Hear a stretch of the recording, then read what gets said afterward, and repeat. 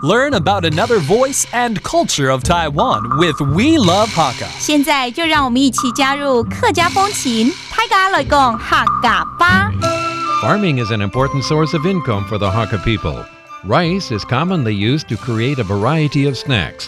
Delicious sticky rice cakes are a popular dessert for families and friends to enjoy together during wedding ceremonies and are among the most important gifts given out by the bride's family to the groom's relatives. Hello everyone, it's time to talk about Hakka right here on FM 100 ICRT. Hello， 大家好，我係阿邊個 Leo。Hello, 大家好，我係林澤修。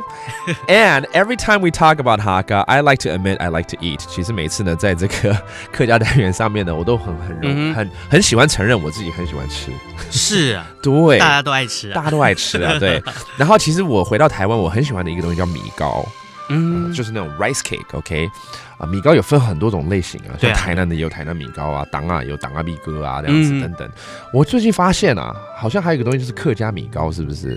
客家人其實很喜歡吃米，所以很多東西都用米做的。Okay. So the Hakka apparently loves the rice cake because they love rice. And they have a lot of varieties of rice cake. 聽說客家米糕有分很多種口味，很多種類型，是不是？當然咯，就是裡面的加的料不一樣。像我吃過有一種是加那個走馬。走馬不是走馬看花的走馬哦。對啊，什麼是走馬？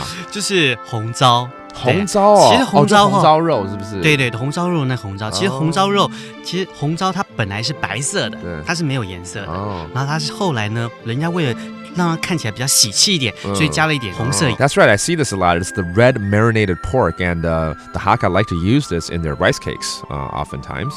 And also, 好像是不是也有加龍眼的，是不是？對，龍眼乾有，龍眼乾。Okay, that's the longan, and it's also very popular. It's a fruit that's very popular here in Taiwan. 然後通常米糕都是還是比較吃有肉在裡面了，可是有的時候會放甜的。甜的很多啊，甜的你有沒有吃過一種東西？那叫做雞醬。雞醬哦，你教過，我記得，我很聰明，雞醬對不對？對。That's the orange sauce that they use， 因為這是客家人很喜歡用的一個醬。對啊，所以會有。我們也會有把那個雞嘞就是弄成像用糖去弄過之後，把它放在米糕裡頭，這樣也很好吃。Okay, so they eat it salty, they eat it sweet. There's a lot of varieties of Hakka rice cakes， 也就是客家米糕。